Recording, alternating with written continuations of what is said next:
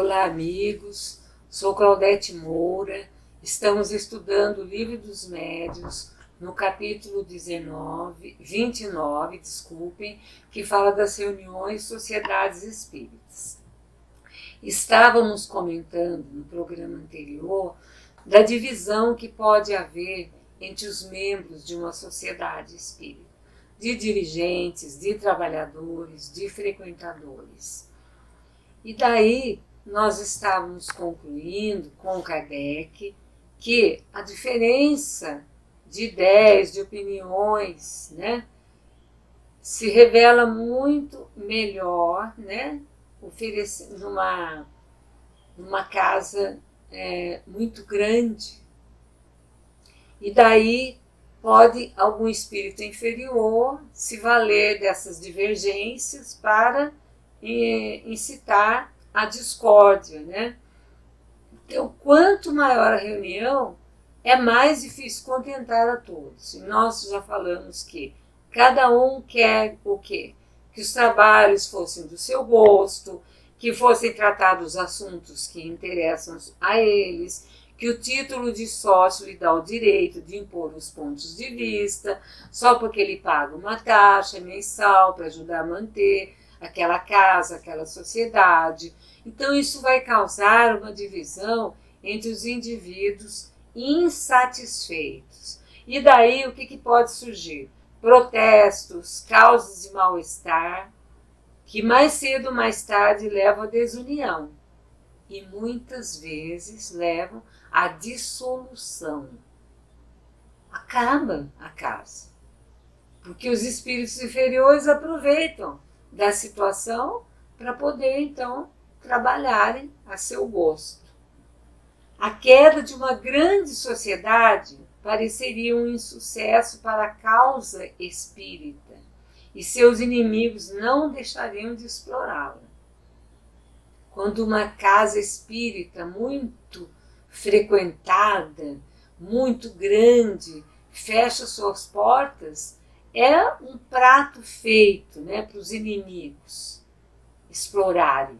Olha, tá vendo? Olha lá, eles não se entenderam e agora então houve essa desunião e dissolveram a casa. Então é muito triste quando uma casa espírita é dissolvida por desentendimento entre os seus membros.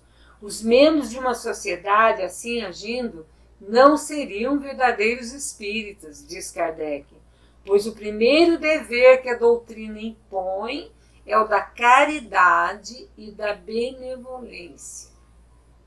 Nós já falamos isso aqui. Mesmo tendo divergências de ideias, de ideologias, de muitas coisas, nós temos que ter caridade. E caridade impõe respeito uns para com os outros. E benevolência. O bem, nós não podemos ficar nos atritando. Imagine se nós, que estamos numa doutrina bendita, que nos dá todos os meios de progredirmos, de melhorarmos a cada dia, se nós começarmos a nos desentender, como é que fica a história? E quem está olhando isso fala, então essa doutrina não leva a nada, porque os seus membros esquecem-se que existe uma diferença entre doutrina espírita e movimento espírita. A doutrina espírita é única. É essa que foi trazida pelos espíritos e que, como no programa anterior eu já falei, os princípios que regem essa doutrina. O movimento espírita é formado por gente, como a gente, pessoas, indivíduos, diferentes uns dos outros. Pode haver divergências, pode haver desunião, porque dentro do movimento são pessoas que estão ali. Então, sempre, como Kardec falou, primeiro dever que a doutrina impõe para todos é a da caridade e da benevolência. Bom, quem são os inimigos do Espiritismo? Kardec falou bem que às vezes os inimigos estão dentro do próprio movimento espírita, com suas dissensões, com suas brigas, com suas divergências, acabam então fazendo uma má propaganda da doutrina. Mas nós vamos ver aqui alguns inimigos da doutrina. Vamos ver os inimigos encarnados. Não são os que o atacam abertamente, mas os que agem nas sombras. Os que acariciam com uma mão e apunhalam com a outra. Encarnados. Nós não estamos falando de espíritos desencarnados. Encarnados. Não atacam abertamente, estão ali sorrateiros, usando de hipocrisia, agem nas sombras, existe um duelo de vibrações aí, né? Vibrações baixas, e são seres malfazejos que se infiltram por toda parte onde possam fazer o mal. Entram então numa casa espírita, às vezes até assumem cargos importantes, mas ao invés de agir para o bem, acabam atrapalhando, acabam fazendo o mal por onde passam. Sabendo que a união é uma força, o que eles vão fazer? Tratar de destruir essa união, porque querem prejudicar. E o que eles semeiam? A discórdia. Então, muito cuidado com aqueles que provocam perturbação nas reuniões. Esses que provocam perturbação nas reuniões são agentes provocadores, interessados na desordem. Eles não querem nada. Eles não querem, às vezes eles provocam, eles pedem explicações, mas só para divergir, mas só para provocar celeumas, dissoluções ali. Então, compreende-se que tenho muito mais facilidade de se infiltrar nas reuniões numerosas do que nos grupos em que todos se conhecem. Por isso que Kardec fala que o grupo menor, ele está menos, não é que ele está isento de alguma discórdia ou de alguma divisão, mas é mais difícil, por quê? Todos os membros se conhecem. Numa reunião espírita, principalmente numa reunião mediúnica, os membros devem se gostar.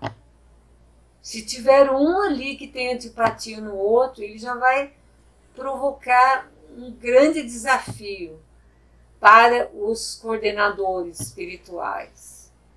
Porque é aí que os espíritos inferiores se infiltram. É a oportunidade, é a brecha que se dá para que eles possam ir, então, provocar a destruição, a desordem, a dúvida, a discórdia. Aqueles que provocam, então, perturbações, nós falamos, são agentes provocadores. E eles só se interessam na desordem. E eles se infiltram mais nas reuniões mais numerosas, porque quando o grupo é pequeno e todo mundo se conhece, chegando alguém, todo mundo já fala quem que é, já vamos todos ficar assim, mais para conhecer aquele membro que está chegando. Fica mais difícil dele colocar alguma desordem, alguma dúvida. O que essas pessoas... Olha, nós estamos falando de encarnados. Nós não estamos falando de espíritos desencarnados. Nós estamos falando de encarnados. Graças a manobras escusas, diz Kardec, que passam despercebidas, semeiam a dúvida, a desconfiança e a inimizade. Sabe? Uma crítica assim para um, falando para um do outro, que a gente chama a famosa fofoca, né? Falando alguma coisa, deixando no ar alguma dúvida, semeando alguma dúvida, semeando uma desconfiança. O médium deu uma comunicação e a pessoa fala, mas precisa prestar muita atenção. É claro que temos que prestar muita atenção. Não estou falando que a gente não deve prestar atenção, mas nós estamos falando dessas pessoas, desses agentes perturbadores que procuram ali, como diz o ditado popular, pelo em ovo. Eles procuram alguma coisinha ali para dizer, semear alguma dúvida, criar alguma inimizade ali dentro do grupo, sob a aparência de interesse pela causa espírita, criticam tudo. Formam grupinhos que logo rompem a harmonia do conjunto. O grupo deve ser homogêneo. Quando começa a formar grupinhos dentro do grupo, cuidado. Cuidado, porque isso vai romper a harmonia daquele conjunto todo. Nessas pessoas não há caridade e fraternidade. São surdos voluntários. Porque querem. Não são aqueles surdos que Jesus falou, não ouvem, porque são surdos, porque não ouvem. Aqueles são os coitados, os ignorantes que não entendem. Mas esses não. Esses são surdos voluntários, com objetivos definidos de destruição, levando a sociedade a rupturas ou preocupações incompatíveis com o recolhimento exigido pelo trabalho. Causam um grande problema. E nós vemos muitas vezes isso acontecendo. É comum. Então nós temos que ter muito cuidado. É vigilância, é oração, é bons pensamentos, é bons sentimentos, é caridade e benevolência, como diz Kardec. Tem que ser, senão nós estamos perdidos. Então, faltou o que aí? A prática cristã para essas pessoas. Eles não estão agindo de acordo com a prática cristã. Bom, em princípio, temos que todo aquele que numa reunião espírita provoca desordem ou desunião ostensivamente, ou ele se mostra já do jeito que ele é, ou por meios escusos, por trás dos panos. É um agente provocador ou um mau espírito que se deve desembaraçar o quanto antes. Quando existem essas atitudes inconvenientes, devemos nos desembaraçar o quanto antes desses elementos, porque não se concebe que quem não esteja com segunda intenção se obstine a permanecer numa sociedade de cuja orientação discorda. Se ele está discordando de tudo aquilo, apenas ele vai procurar uma outra em que ele concorde com as ideias que estão sendo lá concebidas. Mas se ele não concorda, se ele fica brigando lá dentro, se ele fica tentando colocar a dúvida, a discórdia, a desunião, por que ele fica lá? Se ele só pode ter intenção de querer destruir alguma coisa. Porque senão ele não ficaria. Se eu não concordo, se eu vou para uma casa espírita, observo que nessa casa eles não procedem da maneira como eu concebo, pelos estudos que nós fazemos, pelo conhecimento que a gente tem, pelos ensinamentos que Kardec trouxe dos espíritos, eu não vou ficar discordando, brigando dentro da casa.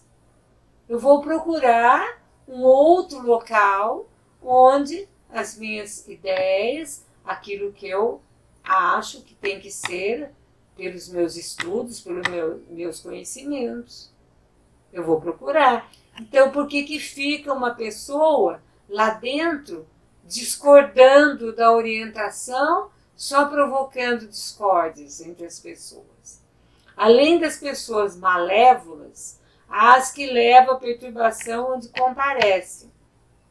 Tem pessoas perturbadas. É preciso cautela para com as pessoas dotadas de ideias pré-concebidas, são os donos da verdade, incrédulos sistemáticos, orgulhosos, que pretendem ter o privilégio da verdade e procuram impor sua opinião, olhando com desdém todos aqueles que não pensam como eles. Então vejam bem o cuidado que nós temos que ter com os elementos que nós trazemos para dentro da casa, os trabalhadores, os que vão trabalhar conosco. Então hoje nós ficamos por aqui, continuando no próximo programa esse assunto que é de grande interesse para os espíritas sérios que querem uma casa espírita como deve ser, atraindo os bons espíritos. Claudete Moura, para o divulgar.net.